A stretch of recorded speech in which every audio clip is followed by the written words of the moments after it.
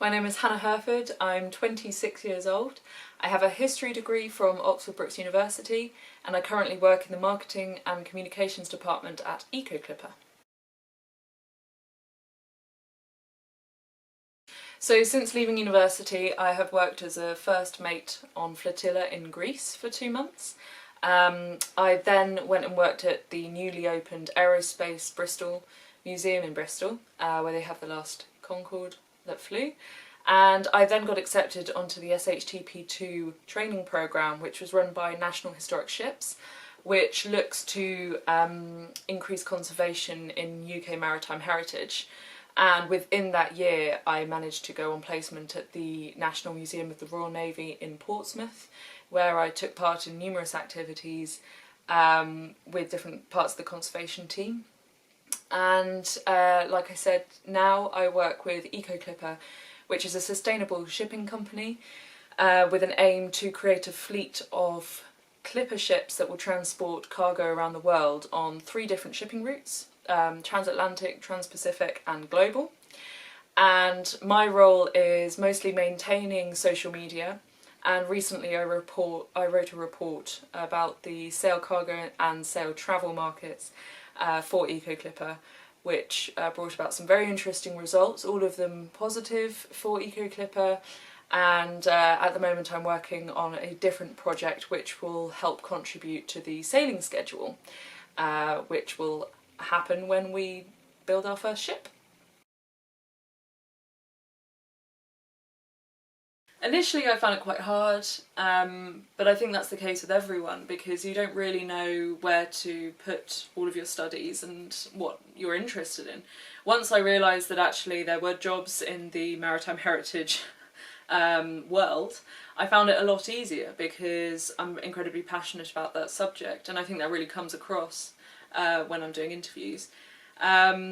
Also, because I have a practical interest in sailing as well, I was able to get that first initial job as a first mate on flotilla in Greece, which really boosted my confidence. So for me it's really important that I've kind of had that practical and more theoretical background for my interests in, like I say, sailing and maritime heritage. So the jobs I've had have been a mixture of very practical and also more academic. So definitely the history degrees really helped me with my academic skill set. 3 skills come to mind that are prominent from university. First one is communication skills and presentation skills.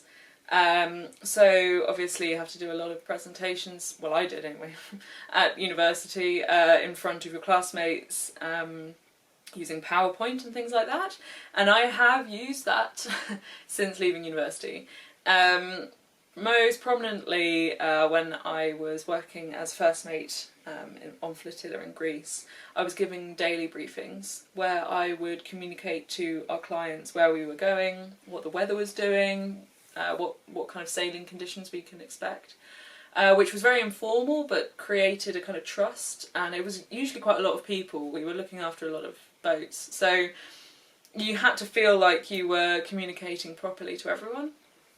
And then in a more kind of formal manner, when I was a SHTP2 trainee, I took part in the UK National Heritage Forum in 2019, where I was asked to stand and give a presentation with a friend of mine about our year as a trainee.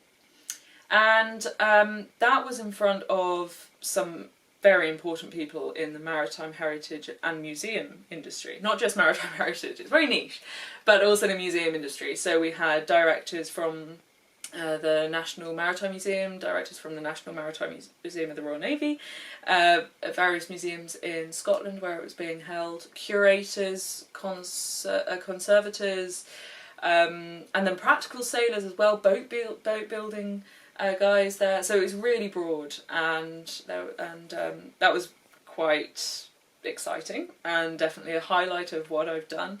Being able to talk to those sorts of people about my experiences, but I wouldn't have been able to have the confidence or known how to structure a presentation if I hadn't gone to university. Secondly, research. wow, that's helped so much. Just like picking out pieces of information and kind of criticising it and thinking about it analytically, and looking at what information you need. I recently wrote a report for Eco-Clipper, which with that sort of research was needed. But also, when I was a trainee, I had to do a kind of conservation course that ran parallel to the training programme, and we had to write reports kind of for units every month or so. And one of the tasks was to find a vessel that was in need of conservation and to write a report on it. And so I found this ship called the Beatrice Maud down in Cornwall. It's still there, rotting. So it was quite exciting. I went down there and I kind of did a very brief survey. I didn't get in because actually it's completely rotten. I mean, it's quite dangerous. But I did an initial survey, and I went to the National Archives at Kew and then different maritime museums and took as much information about Beatrice Maud as I could. And that meant reading logbooks and kind of going back over some really interesting documents. And I had to write this report, which I did. And I also presented that at the UK Maritime Heritage Forum. So yes, research has definitely helped me since leaving university. And then lastly, just writing reports, or I suppose kind of essay writing initially, because what I really learnt at university was how to structure an essay. And before you know it, you're kind of bashing them out quite quickly, which you get used to, and unfortunately after leaving university you lose that. But you still have that structure, you still know how to write. I know it sounds simple because we're all at university now, but it's how you structure paragraphs, you know, even paragraphs, how you structure those, how you make every single line count. All of that's been incredibly helpful over my time since leaving university. Unfortunately, what university didn't prepare me for was the practical skills that I would learn after coming out of university. But of course, you're always learning. That's the main thing that has really stood by me, is that anything you do, any experiences that you have, you're always going to learn something new. First of all, I think it could come across as quite easy for me to say this, but it's really important to have a passion in what you're doing and what you want to do. I've known for a long time that I've been interested in maritime heritage and heritage work generally. I've always been interested in how museums work, what's presented, storytelling, getting other people interested in your passions. So for me that's a real number one. If you don't know what your passion is or what you're particularly interested in, then all you can do is just have as many experiences as possible. So, especially coming out with a history degree, if you want to go into museum work or heritage work, it's important that you volunteer, that you meet people, you don't get too drunk at those networking events, because that is a mistake and you regret it the next day.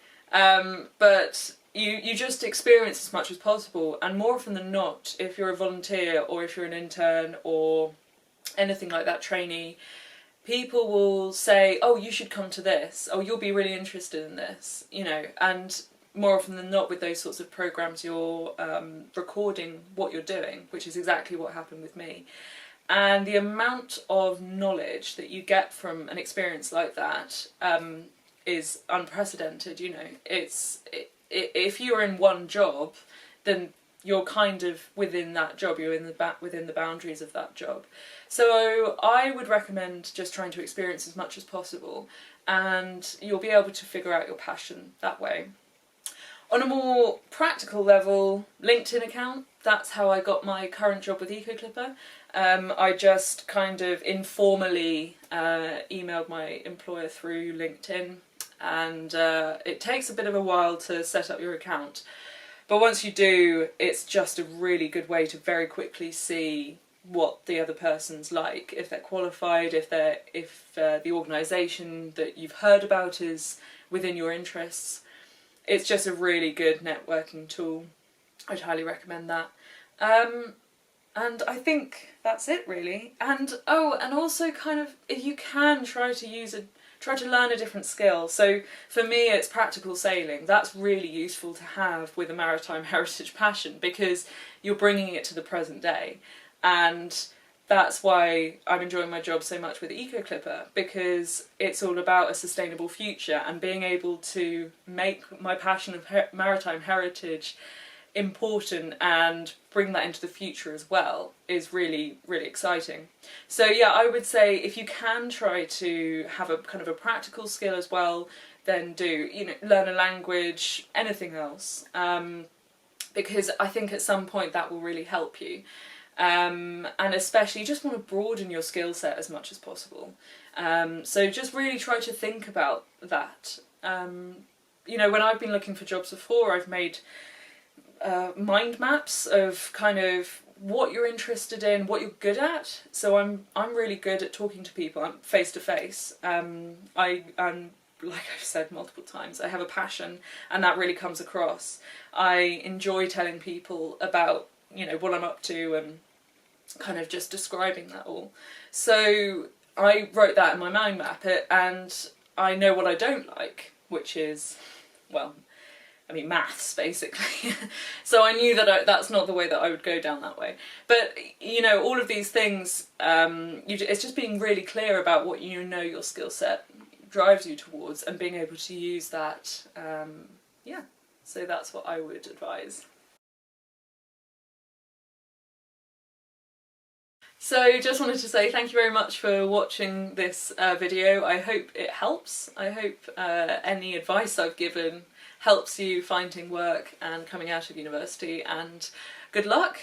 And yeah, if you're interested in what I'm doing now at Eco Clipper, do look them up and check out the sustainable shipping movement that's happening at the moment. Thank you.